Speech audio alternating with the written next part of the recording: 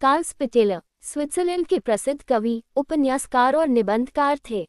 उन्हें 1919 में साहित्य का नोबेल प्राइज प्रदान किया गया। नोबेल समिति ने उन्हें विशेष रूप से उनकी महाकाव्यात्मक रचना ओलिम्पियन स्प्रिंग के लिए सम्मानित किया। उनकी रचनाओं में कल्पना, दर्शन, पौराणिक कथाओं और मानव जीवन के गहरे प्रश्नों का अद्भुत मेल दिखाई देता है। कार्ल स्पिटेलर का जन्म 24 अप्रैल 1845 को लिएस्टल, स्विट्जरलैंड में हुआ था। उनके पिता का नाम कार्ल स्पिटलर था, जो एक सरकारी अधिकारी और बाद में लिएस्टल के मुख्य न्यायिक अधिकारी रहे। उनकी माता का नाम अन्ना डोरोथिया स्पिटलर, नी ब्रॉडबेक था। उनका परिवार शिक्षित और सम्मानित था। बचपन से ही स्पिटेलर में कल्पना और साहित्य के प्रति विशेष रुचि दिखाई देने लगी थी। युवा अवस्था में उन्होंने अपने पिता की इच्छा के अनुसार कानून और धर्मशास्त्र का अध्ययन किया। उन्होंने बाज़ल, ज्यूरिख और हाइडेलबर्ग में शिक्षा प्राप्त की। हालांकि उनका मन धार्मिक पेशे में नहीं लगा। वे धीरे धीरे दर्शन, साहित्य और कविता की ओर आकर्षित होते गए। इसी दौरान उन्होंने ये समझ लिया कि उनका वास्तविक जीवन साहित्य को समर्पित होना चाहिए। अपनी शिक्षा पूरी करने के बाद स्पिटेलर ने कुछ समय रूस और फिनलैंड में शिक्षक के रूप में काम किया। उन्होंने वहां एक रूसी परिवार के बच्चों को पढ़ाया। यह अनुभव उनके जीवन में महत्वपूर्ण रहा, क्योंकि इस दौरान उन्हें यूरोप के अलग अलग समाजों और संस्कृतियों को करीब से देखने का अवसर मिला। स्पिटेलर की शुरुआती महत्वपूर्ण रचना प्रोमीथियस एंड एपिमेथियस थी, जिसे उन्होंने प्रारंभ में कार्ल फेलिक्स टैंडम नाम से प्रकाशित किया। ये रचना प्राचीन यूनानी मिथक के पात्र प्रोमीथियस और एपिमेथियस के माध्यम से मनुष्य, स्वतंत्रता, समाज और व्यक्तिगत आदर्शों जैसे प्रश्नों पर विचार करती है। उनकी सबसे प्रसिद्ध रचना ओलिम्पस ऑफ रूलिंग थी।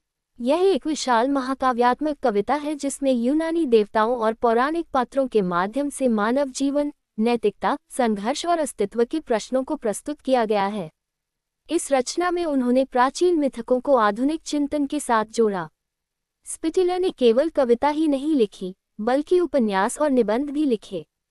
उनकी रचनाओं में आदर्श और वास्तविकता के बीच संघर्ष, मनुष्य की स्वतंत्रता तथा जीवन के अर्थ जैसे विषय बार बार दिखाई देते हैं।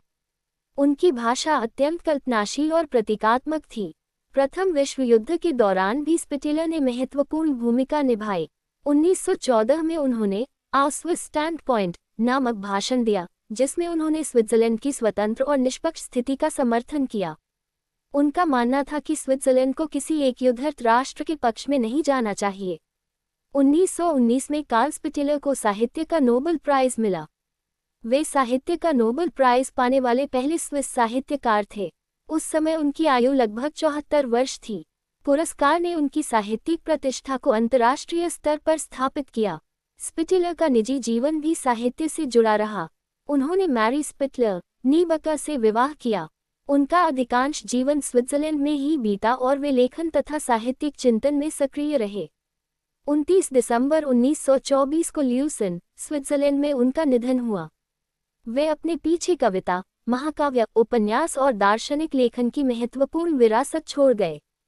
कार्ल स्पिटेलर का साहित्य इस बात का उदाहरण है कि प्राचीन मिथकों और आधुनिक दर्शन को एक साथ जोड़कर मानव जीवन के गहरे प्रश्नों को साहित्य में व्यक्त किया जा सकता है। उनकी कल्पनाशीलता और स्वतंत्र चिंतन ने उन्हें स्विस साहित्य के महान लेखकों में स्थान दिलाया।